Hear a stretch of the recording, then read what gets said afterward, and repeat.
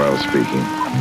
How would you like to stay just as young as you are, not to grow a day older for the next 200 years?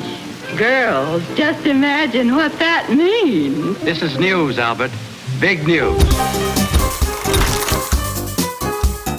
Throughout time, we mortals have gone to remarkable lengths trying to stop the aging process, seeking to delay death, if not avoid it altogether.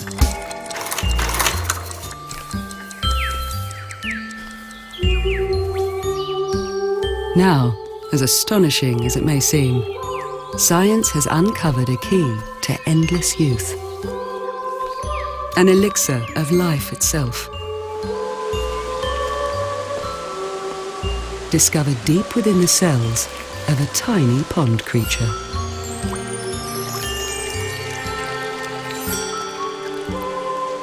Far from fiction, in 2009, its discovery won this Australian-born scientist a Nobel Prize. She hadn't been seeking immortality at all. It was just this wish to get at the bottom of how life works.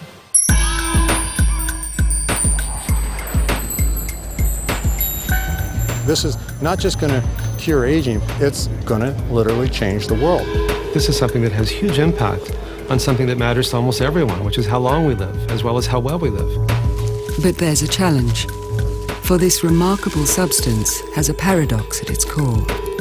It offers endless life, but it can also kill.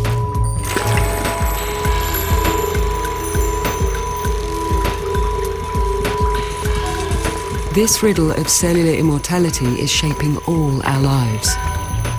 From how well we age to how long we may live.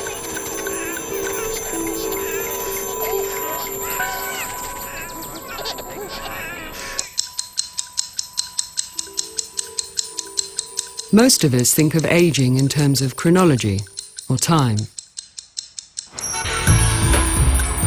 1,000 years ago, we could expect to live for around 30 years. 100 years ago, 50 was the average, at least in developed countries. Today, we can expect to live for almost 80 years. With better understanding of what keeps us healthy, our lifespan has dramatically increased. But there is another measure of aging. It's biology, or what's going on inside the living cells of our body.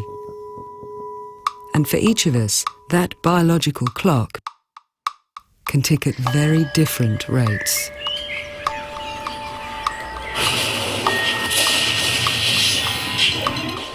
Take Ray Newsom.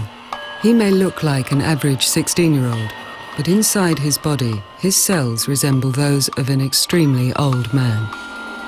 I have a 16-year-old body, but I could have 85-year-old lungs or whatever. My organs are going at a faster pace than I am. Deep in his cells are signs that he's aging at a devastating rate. He's got the breathing issues. He can't breathe. He's very slow moving. His memory, he'll tell you, his memory's not there. The morbidity age for severe cases is 16, and Ray will be 17 in January.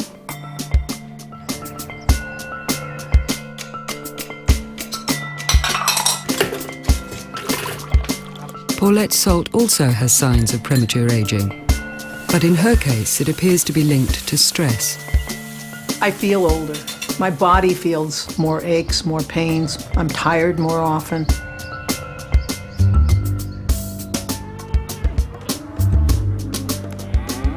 In contrast, Jack McClure's cells appear to have slowed their aging process. I'm aging 30% less rapidly. And I now have a different expectation about how long I'll live than I did before.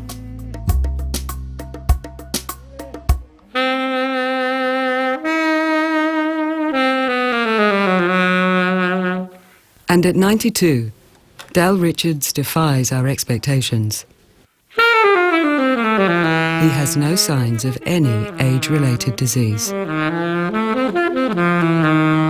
Health-wise, I don't have to pay attention to it. I just and I don't.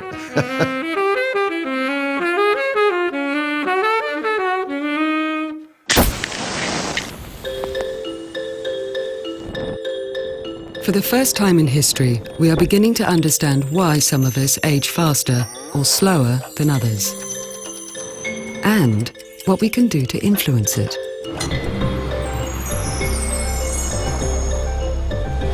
Exactly why we age has long been a mystery, one that's been partially solved by aging expert Professor Leonard Hayflick. If you look at automobiles of a particular year and a particular model, you will find that not all cars of the same make, model, and year age at the same rate. Some will require repairs rather early on, and others will last amazingly long without repair. That's because of the differences in wear and tear, if you will, in construction materials. Perhaps workmanship varied a little bit. That's the same thing, analogously, that happens in biological material and in humans in particular. 50 years ago, Len peered into the human vehicle and discovered our cells have a limit to their lifespan. Our bodies are made up of around 100 trillion cells, and most replicate by dividing over and over again. Some reproduce or double over days. Others can take years. Before the 1960s, scientists believed that if we only knew how to keep cells healthy, they could live forever, that our cells were, potentially, immortal. But Len Hayflick showed that certain human cells only replicate around 50 times. Then they stop. They enter a cell's version of old age, called senescence, where they can't reproduce, and eventually they die. But when Len put cells in the freezer, he discovered something remarkable. They have a memory. They remember at what population doubling level they were when you put them into the freezer, and when you reconstitute them, they take off from that point to go through the remaining number of doublings that will then equal 50. If you froze them at 40, they have 10 left. If you froze them at 10, they have 40 left, etc. Len argued there must be a mechanism inside the cells, counting down with each replication, until they reached their limit, the so-called Hayflick limit.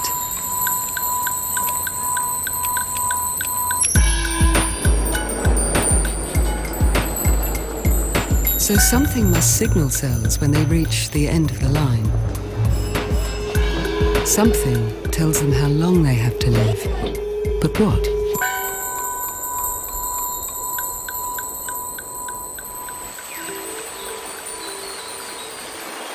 As a young girl living in Tasmania, Australia, Elizabeth Blackburn had a love of difficult questions. When I grew up here in Tasmania, I was surrounded by nature and surrounded by animals and plants and trees. And I just wanted to know, how does life work?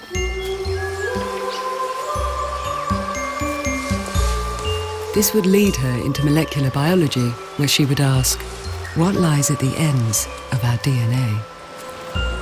The ends of DNA is like a biological wilderness.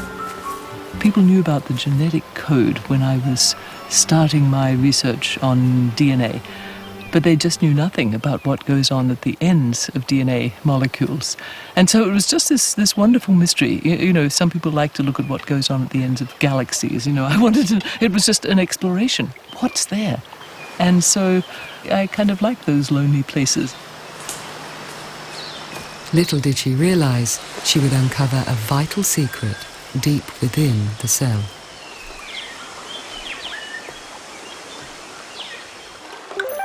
Inside a human cell is the nucleus. Inside the nucleus are 23 pairs of chromosomes. These are long threads of DNA carrying the genetic information. Right at the ends of the chromosomes are special stretches of DNA called telomeres. They are known to play a crucial role protecting the ends of DNA. So we kind of think of this like the tip at the end of the shoelace, because if you don't have that tip, then the end of your shoelace frays away very quickly. You know, your shoelace won't work properly if it doesn't have a tip. And it's like the end of a chromosome, the end of a DNA. If it doesn't have an intact tip on it, the telomere, it too will fray away. When a cell is replicating, it can't copy its DNA all the way to the end. And so, telomeres shorten with each replication.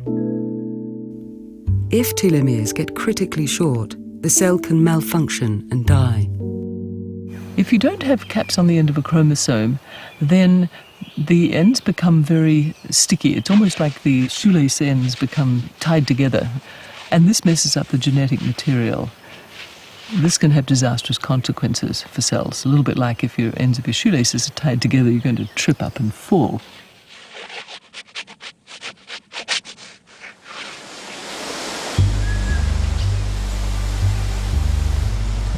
Liz studied tiny, single-celled creatures found in ponds, called tetrahymena. They have enormous numbers of small chromosomes. She carefully determined the structure and makeup of their telomeres. Then she noticed something odd. Something puzzling was happening at the ends of the DNA, the very short chromosomes in tetrahymena, and that was that DNA was getting added on to the ends of these chromosomes, and this was not anything that anybody expected DNA to do. Something was adding new DNA to the ends of the chromosomes. The telomeres were not wearing down. And so the cells could replicate endlessly. They were, in effect, immortal. We started to think there must be some new process that nobody had ever heard of before. It wasn't in the textbooks, and it wasn't anything that people had described before for DNA, and yet it had to be something to explain what it was we kept on seeing. And so I wanted to hunt this down. For centuries, alchemists hunted a magical substance, an elixir of youth, made from the legendary Philosopher's Stone. This stone was believed to impart immortality. For the ancient alchemists, it was all about revealing and reinterpreting the basic materials of life.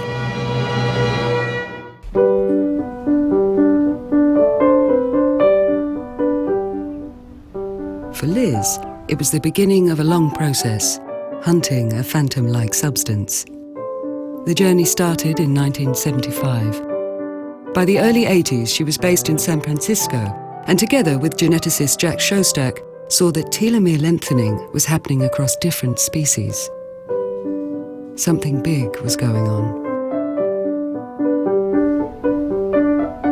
Then in 1984, graduate student Carol Greider joined the hunt.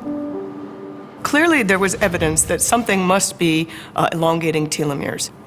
And so we were just very curious as to how that could happen. What would be the way that the chromosomes would be elongated to balance the shortening that should occur every time the cells divide? For 9 months, she laid bait for the substance, designing experiments, trying to make it show its molecular face. The big break came on Christmas Day, 1984. I went in on Christmas Day because I was just curious what had happened in that experiment that I had done the last time. And that's when it was really quite startling, because the result that I saw on this X-ray film was clearly this 6-base repeating ladder, which was exactly what you would predict. And so it was a very visual, wow, there's something going on here. What I had been looking for, but really in spades. So that was just really exciting. They had found an enzyme, a chemical catalyst that could keep telomeres long and keep cells reproducing forever. They called it telomerase. It would have profound and unforeseen implications. We were just trying to understand how it is that chromosome ends can be maintained through each round of cell division. So there was no thought about human diseases, cellular senescence, cancer, degenerative diseases. All of those came later. So it was really curiosity-driven science, but we did know that understanding something very fundamental in the cell, like how a chromosome replicates, would have important implications, but we just didn't know what those implications might be. We wanted to understand life, and we wanted to see, is this really a process happening at the ends of chromosomes which nobody has ever seen before, or what? It was just this wish to get at the bottom of how life works.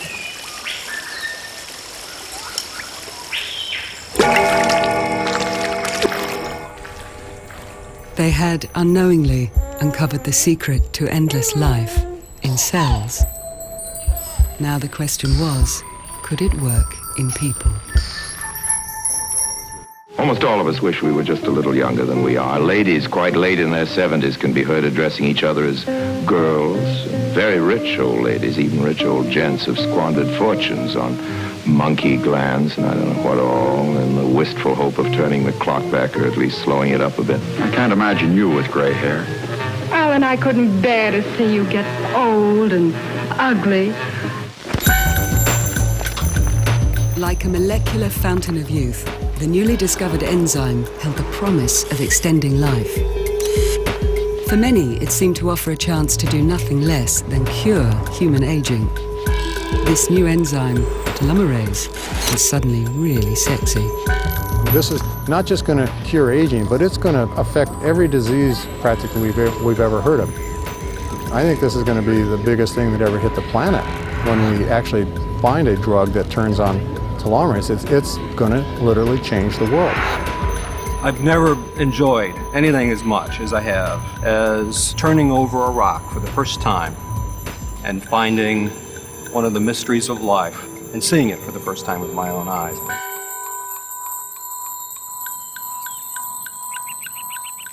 Cell biologist Dr. Calvin Harley, together with Carol Greider, was the first to link the length of our DNA caps, our telomeres, to human aging. And here's Jesse's famous cat. In the 1990s, they tested a range of people, including Cal's own family, from his father down the generations to his then young children.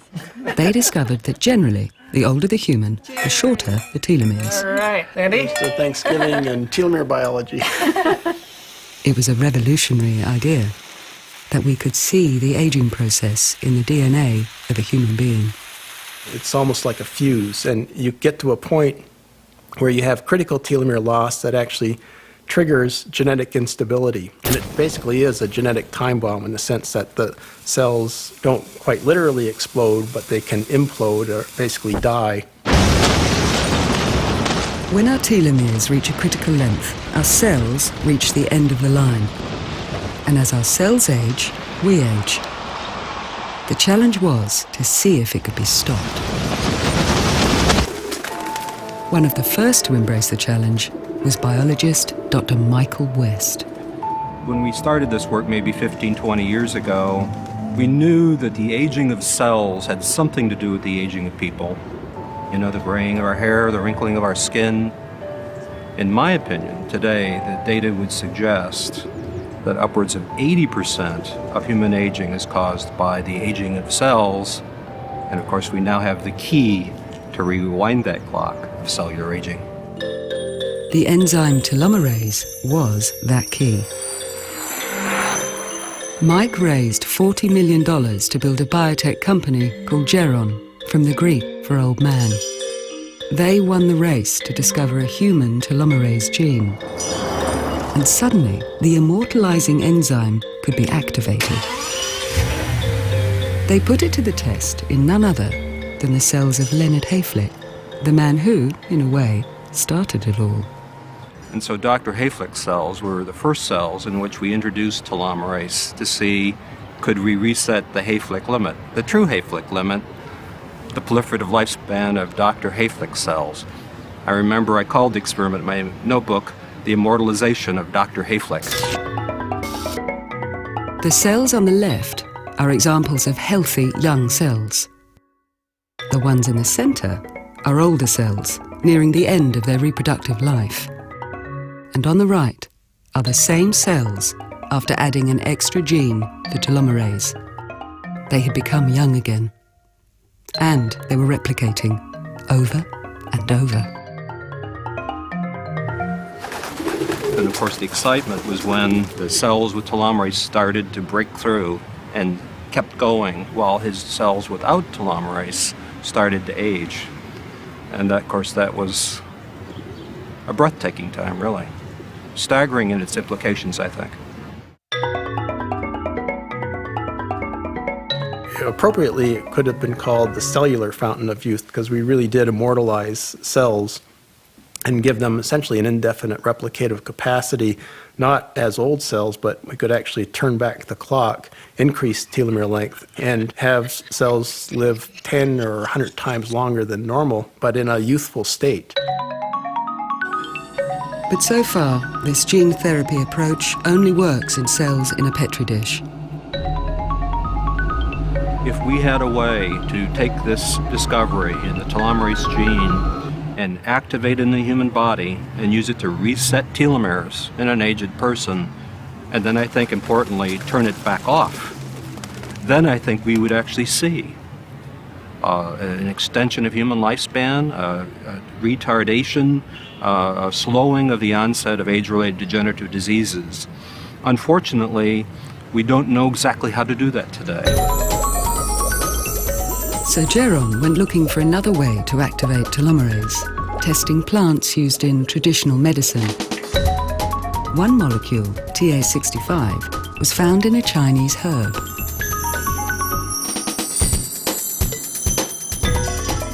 Self-made millionaire Noel Patton took a license from Geron to sell TA65 as a dietary supplement at a cost of around $15,000 a year. I was just blown away with the idea that there was a way to make a cell live forever. The first thing I thought, this can't really be true. And then as I got into the biology, I found that it is true, and it's now scientifically accepted by everyone that you can make cells live forever. As a businessman, the sky is the limit here. Dr. Bill Andrews of Sierra Sciences is also testing a range of possible telomerase boosters. The main reason why we should be taking anti-aging research serious now is because for the first time ever, there's been proof of concept, proof of principle experiments that have been done where they've never existed before, but where we've actually done things like make human cells in a petri dish immortal. We're way beyond the hope now because we actually have a target preventing the telomere shortening. But while his company searches for a better drug, he's been taking TA65.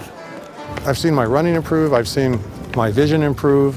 A year after I started taking TA65, I had to get a new prescription of glasses because my eyes got younger.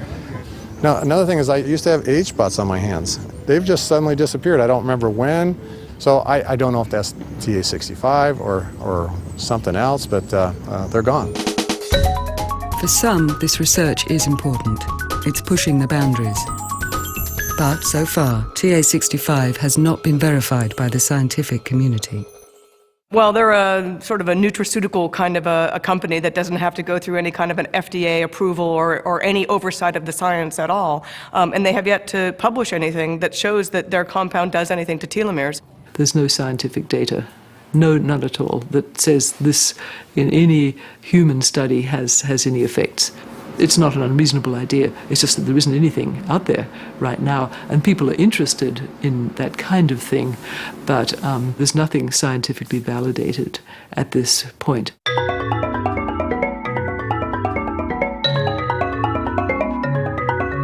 I just was afraid that I'd wake up 20 years from now and nobody was doing this research. Nobody was just trying to find a drug that turns on telomerase to ask the question, does it cure aging? Does it stop the aging process?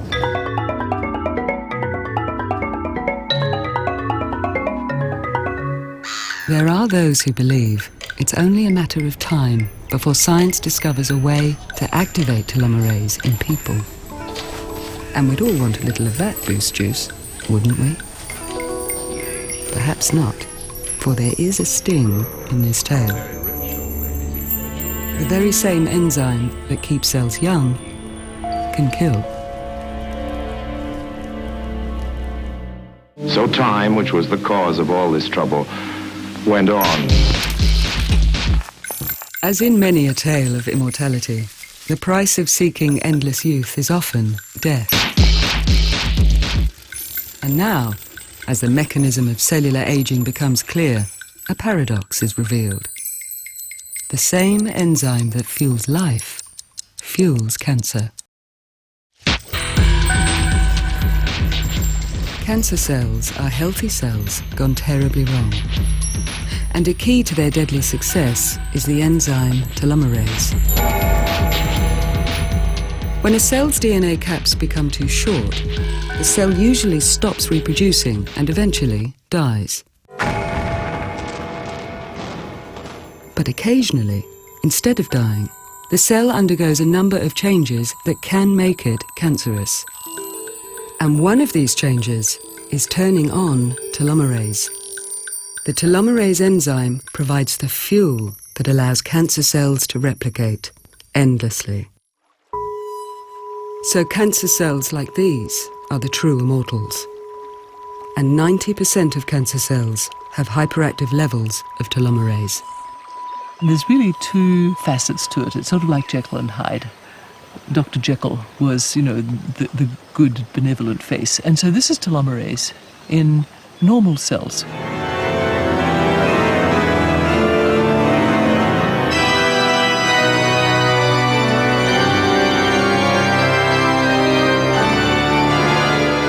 Now, in a very different setting, which is cancer cells, telomerase is very hyperactive. It's revved up.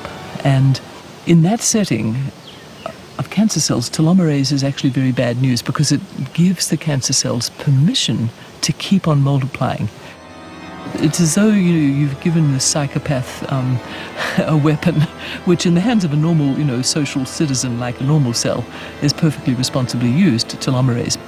But in the hands of the psychopath, the cancer cell, telomerase is bad news because it gives it extra power to keep on being cancerous. In cancer, telomerase is no longer the hero, it's the villain.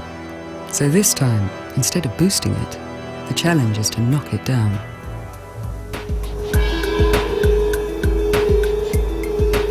In San Francisco, at Liz Blackburn's lab, they've shown this idea can work.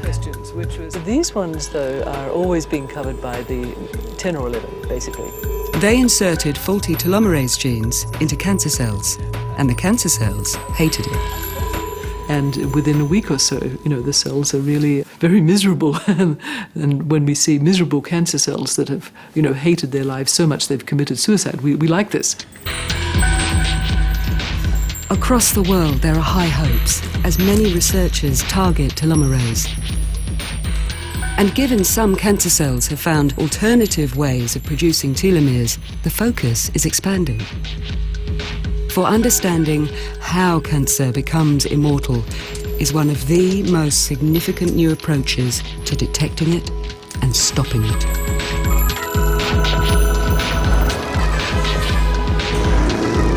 So like a runaway car with failing brakes and endless fuel, cancer is a true immortal.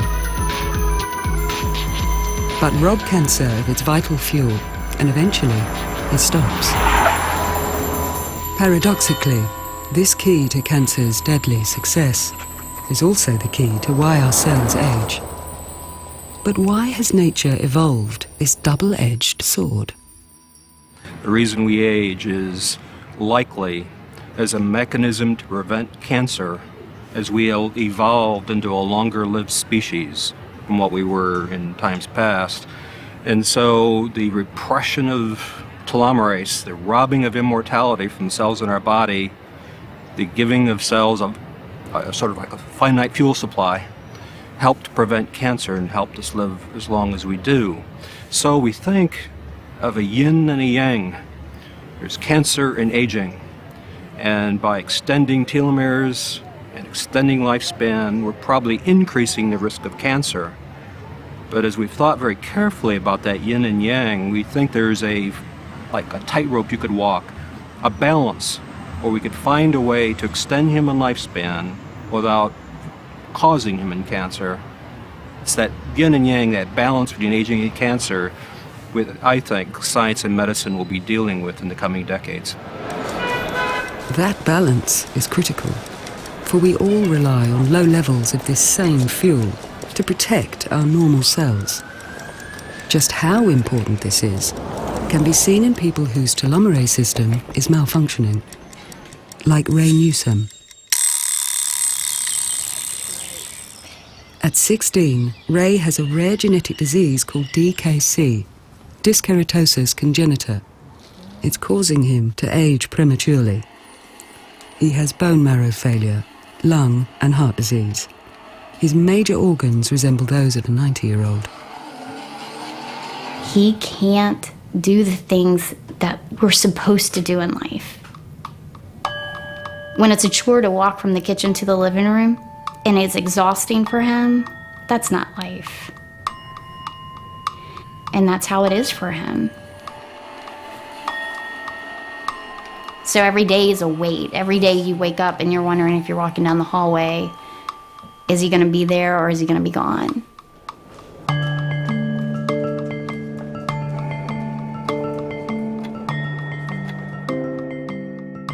Dr. Mary Armanios is a medical doctor and researcher. She's been working with Ray and others seeking clues. It's a classic premature aging syndrome, but it doesn't necessarily appear on the face, but it appears in internal organs, and it leads to a life-threatening condition. When we looked at the sequence, the DNA sequence of his telomerase genes, we were able to find a mutation that makes his telomerase defective. So, in effect, instead of having two healthy genes from his parents, he has only one healthy copy of telomerase. So telomerase dose is so tightly regulated that if we lose just a little bit, it's catastrophic for the integrity of certain organs, and especially the bone marrow and the lung. So his bone marrow could be compared to the bone marrow of someone who's 80 or 100 in terms of telomere potential. Mary discovered some patients with a common lung disease also had similar genetic defects. In individuals who have telomerase defects, they have an increased likelihood of getting idiopathic pulmonary fibrosis. And this kind of opens a new window, allowing us to appreciate that defects in the telomere cause diseases that have a much broader spectrum than we ever anticipated. Shorter telomeres are now being linked to many common diseases of aging. Distinct patterns are appearing. The shorter they are, the more likely the person is to have a risk of cardiovascular disease or risk of diabetes or risk even, it's now emerging, perhaps of cancers. We really think this is something to take very seriously as potentially underlying why people get diseases. 20 years after Cal Harley first tested his family, telomere testing is becoming increasingly common. We're going to do the follow-up to look at whether or not the rate of telomere change is different amongst us, or whether we have longer than average or shorter than average telomere lengths. Is anyone nervous? I bet Dad's a little nervous. Across groups, telomeres are revealing important clues about susceptibility to disease. But for individual people, it's an evolving science. Now, how predictive is it? Except for the very short telomeres, we don't know that yet, but we would love to start finding out what about over time and so forth. I think people have been sort of captivated by this idea of the telomere because there's something very intuitive about the idea that something running down over time, a candle burning down over time, there's some metaphoric aspect which I think people kind of see how this would connect with aging. And the fascinating thing is it's not connecting so much with the clock of aging as the processes that go on that can lead to diseases of aging. It's that part of aging that it seems to be connecting with. It turns out Cal's family are in the normal range, although, as expected, their telomeres are shortening with age.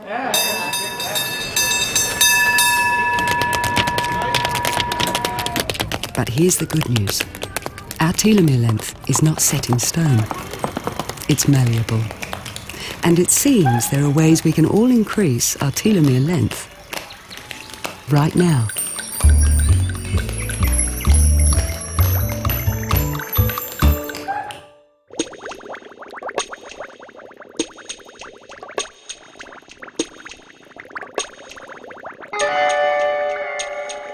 Amazingly, lobsters don't appear to age.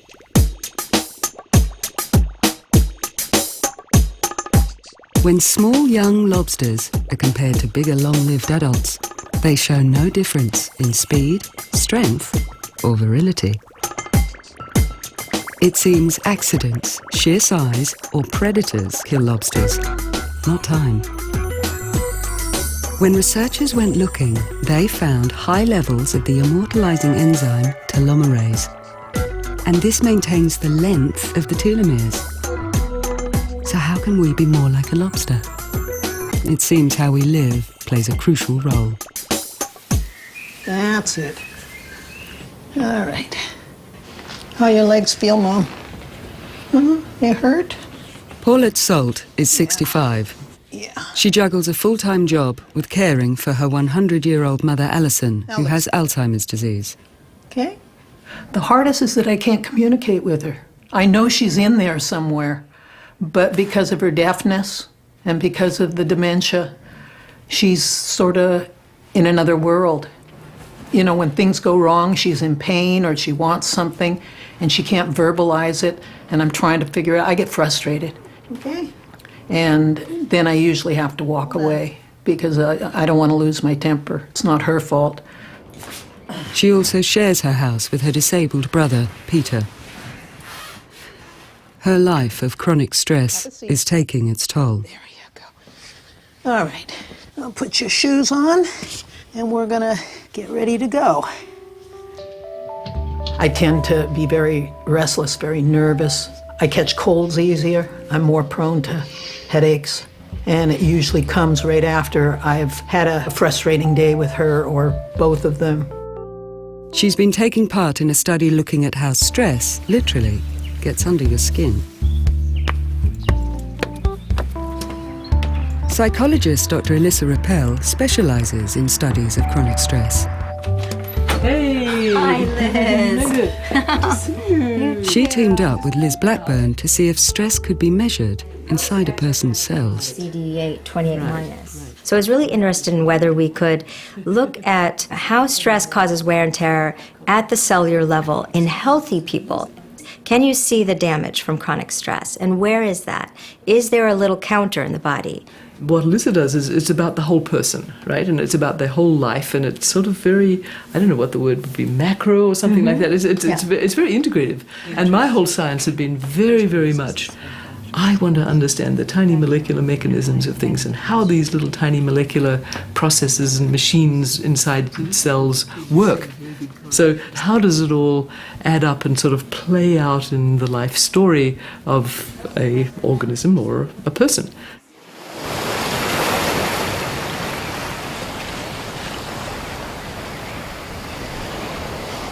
Elissa chose to study women who care for disabled children or a family member with dementia, people with high levels of ongoing, unavoidable chronic stress.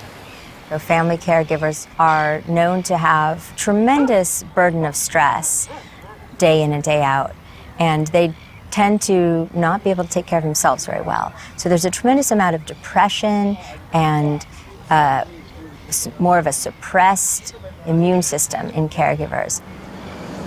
Caregivers who report a lot of stress actually tend to die earlier. So today's going to be just... They were looking for a link between high stress and the wearing down of telomeres. And how have your feelings about her condition changed? The last time we talked, I think I was pretty much frustrated a good deal of the time with her. In the early studies, when they compared telomeres from the most stressed women to the least stressed, they discovered something shocking. The stressed women had an additional 10 to 17 years of cellular aging. The more years the women had been caregiving, the shorter their telomeres and the lower their telomerase. So that is the dark side of caregiving, that even if you're coping well, we know it has a wear and tear effect. They also tested healthy women who were not carers. And surprisingly, those who had high levels of perceived stress also had shorter telomeres. We know that perceived stress matters regardless of your situation in life, and that's good news because that's something we can work on changing. But telomeres are a very early sign. They are like a canary in the coal mine. They are one of the markers of biological aging that we have a grip on. So the crucial question is, can we undo the damage? A remarkable pilot study in men suggests yes. Well, I always have been a type A from high school on. My career was a very big part of my life. I've been the CEO of several companies, mostly in the technology field. I was a driven kind of a personality. When I found out that I had prostate cancer, you know, it's the kind of thing that one reevaluates what life is about. And as a result of that, I began to take a look at how I was living my life. So begin by bringing the awareness to the crown of the head.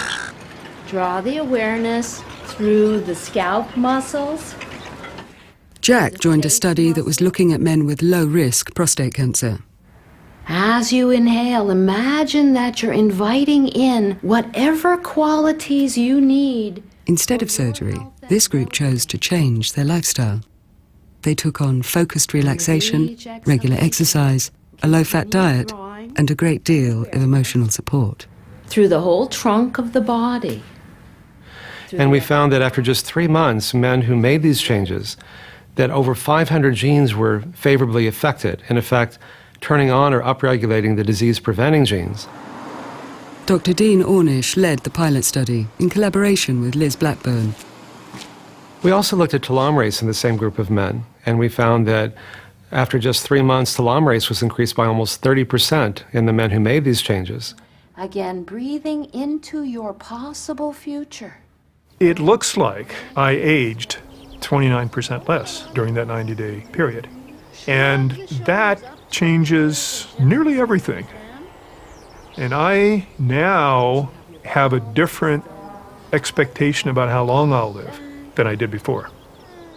I want this kind of life, and it's nice that it's going to go on for longer than it would have. Now, when you first found out you had prostate cancer, you were pretty depressed. And did you find that being able to do something about it was empowering in that way? Tremendously. The support group also was a very important meeting. But could higher telomerase be bad news for Jack's cancer? So yes, there's a theoretical risk that increasing telomerase might be associated with increasing cancer because cancer cells produce increases telomerase. That's what keeps them alive. But we didn't find that in these patients because we found that when we actually looked at their prostate cancer or their gene expression, they got better. I'm not willing to say the cancer's gone. They just can't find it anymore. All right, the last 3 biopsies were negative. I'm going to die of something else well before the prostate cancer catches up with me at this rate. If this was a new drug, it would be $1 billion drug overnight. And yet these are things that you can do for free simply by changing your diet and lifestyle.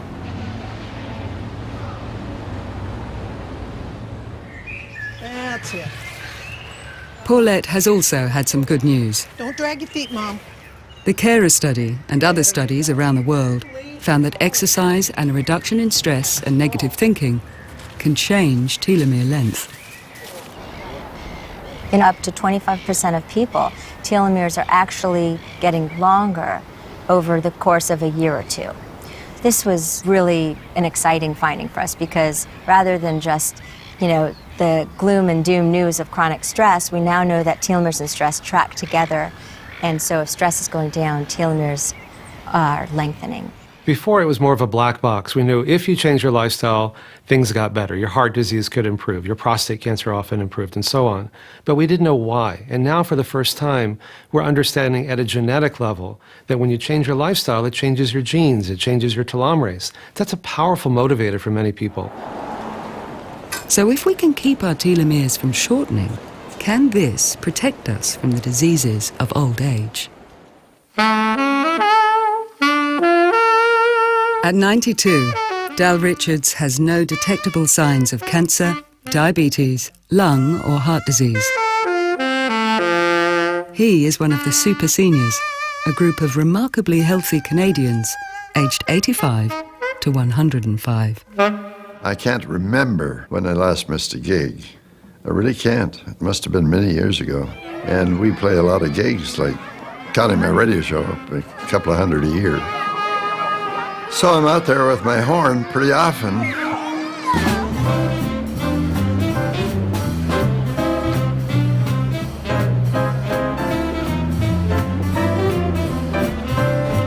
Geneticist Dr. Angie Brooks-Wilson was surprised at what their DNA testing revealed.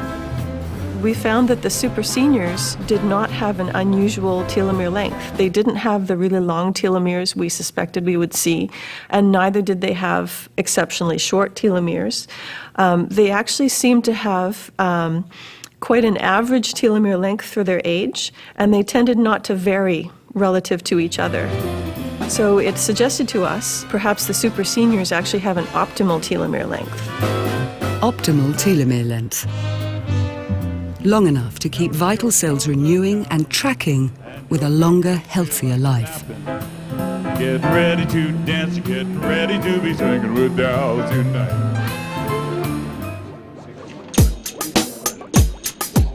So, as we glimpse the extraordinary power of the immortalizing enzyme, is human immortality really on the cards? It sure works for cells grown in the laboratory. The question is, if you put it into cells in the body, would it immortalize you? And, there's certainly no guarantee that that would be the case. But it'll certainly keep some cells going for much longer. So certainly from the standpoint of cellular divisions, telomerase could be considered an immortalizing enzyme. But that's not immortalizing in terms of the people. There are many other inputs into immortality. In a way, I think it's unfortunate that the use, immortalization and immortality, has been applied to cells that can escape the aging process. It's hampered research. It's caused skepticism. The thoughts of some is that we're trying to play God. We're trying to usurp the role of religion and offering immortality to people, or trying to build it in the laboratory. By immortality, we mean cells that can replicate without limit. The immortalization of man, the transformation of Homo sapiens to Homo immortalis, is the work of science fiction and novelists. But this discovery, together with other insights into cellular aging and renewal, is poised to dramatically improve how we age. Easter Sunday in the year 1513, that Florida was discovered by Ponce de Leon, and thus ended his long, tedious search for the fountain of youth. What pee? Give me a big glass. We've never been able to make young cells of any kind to repair the human body until today. We now know how to take a cell from an aged human, take it back in time to the cells we were born from. Reset the clock of aging in the process and make any kind of cell of the human body, beating heart muscle, bone-forming cells, cells of the retina, every cell of the human body, to repair the human body. Humanity now has in its hands the power and the technologies to do these things. It'll be fun and interesting to see in the coming years how that actually plays out and how it's applied into the treatment of age-related disease. If we can delay aging and decay, that's a good thing, so that we can die young, as old as possible. In other words, biologically, we want to have a compression of morbidity, that instead of having this decline over time, that we can be vibrant and healthy until the last few weeks of our lives, and then maybe things decay. That, to me, is a goal worth striving for. But simply living longer in a debilitated state, who wants to do that?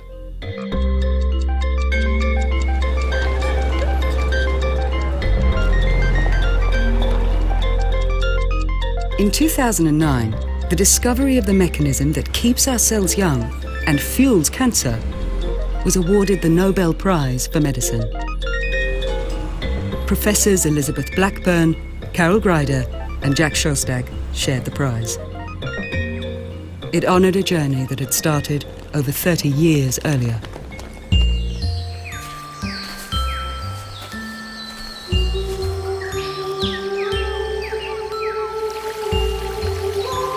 Well, I think curiosity, is the most important thing that can drive science. You're kind of opening up your mind to all the wonders of nature, and you're trying to say, how does this work? The story's not over yet. We're not at the end of the line, that's for sure.